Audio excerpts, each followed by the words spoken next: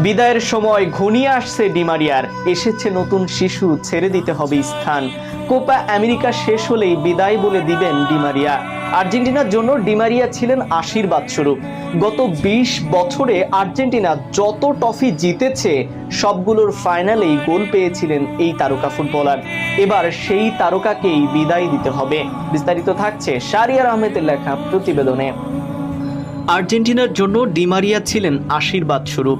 গত ২০ বছরে আর্জেন্টিনা যত ট্রফি জিতেছে সবগুলোর ফাইনালেই গোল পেয়েছিলেন এই তারকা ফুটবলার। এবারের কোপার আগেই ঘোষণা দিয়েছেন কোপার পরেই আর্জেন্টিনার জার্সি তুলে রাখবেন তিনি।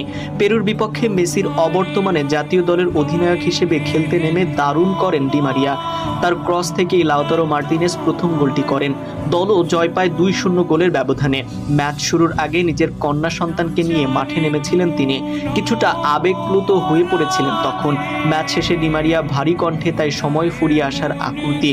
আমি অনেক ভুগেছি, আমি জানি অনেক কম সময় বাকি আছে আমার। আশা করি বিধাতা আমাকে আরও একবার শেষ হাসি হাসাবে। দলের গুরুত্বপূর্ণ জয়ে গ্রুপ চ্যাম্পিয়ন হিসেবেই পরের রাউন্ডে ওঠে আর্জেন্টিনা।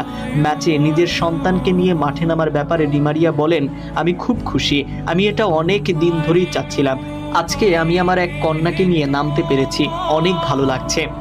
অন্যদিকে কোপা আমেরিকায় ৩ ম্যাচে ৪ গোল, যেভাবে বিশ্বকাপের যন্ত্রণা ভুলছেন মার্টিনেজ। ২০২২ সালে ৩৬ বছর পর আর্জেন্টিনা বিশ্বকাপ জিতলেও টুর্নামেন্টটা ব্যক্তিগতভাবে লাউতারো মার্টিনেজের জন্য ছিল ভুলে যাওয়ার মতোই। ৬ ম্যাচে ২৪২ মিনিট মাঠ থেকে কোনো গোল বা গোলের সহায়তা করতে পারেনি আর্জেন্টাইন স্ট্রাইকার। বিশ্বকাপের আগেই মার্টিনেজকে আর্জেন্টিনার মূল স্কোয়াড ভাবা হলেও প্রথম ম্যাচের পর আর কোনোটিতেই পুরো ৯০ মিনিট খেলা হয়নি তার। হুলিয়ান